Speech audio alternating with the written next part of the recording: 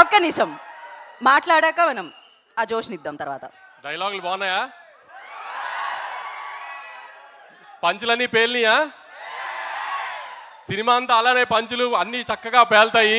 ఏదో పెద్ద కథ చెప్తాము, అదేంటి కొంచెం ఎమోషనల్గా ఫీల్ అవ్వటం అలాంటి ఏ ఉండవు.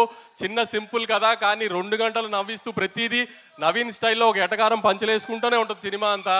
చక్కగా పండక్కి రండి, గ్యారంటీ నవ్వుకుంటూ వెళ్తారు. వద్దు, కాలర్ లైట్ గురించి ఇప్పుడు ఎందుకని అన్నీ మనం తర్వాత చూసుకుందాం, దానికి చాలా టైం ఉంది. కాలర్లు ఎత్తడాలు అవన్నీ మే నుంచి స్టార్ట్ చేద్దాం, ఇప్పుడే వద్దులే. కానీ పంచులైతే ఏమి ఎక్కడా మీకేమి తగ్గింది అనిపించలేదు కదా ట్రైలర్లో. అదే తను చెప్పినట్టు ఇదంతా ఒక జస్ట్ 5-10% సినిమాలో ప్రతి సీన్లో పంచి ఉంటుంది. లాస్ట్ పావు గంట తప్పితే సినిమా అంతా నవ్వుతూనే ఉంటారు.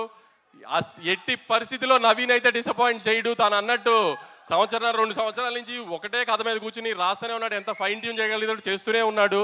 ఆడియన్కి చిన్న ఇబ్బంది పడకూడదు ఇది అది అని అన్ని ఎలిమెంట్స్ కవర్ చేశాడు. కొత్తగా ఆమె ఇప్పటిదాకా ఎక్కడ రివీల్ చేయనట్టు ఒక చిన్న ఎలక్షన్ బ్లాక్ కూడా ఉంటుంది, అది ఫన్ టోన్లో ఉంటుంది అంతా.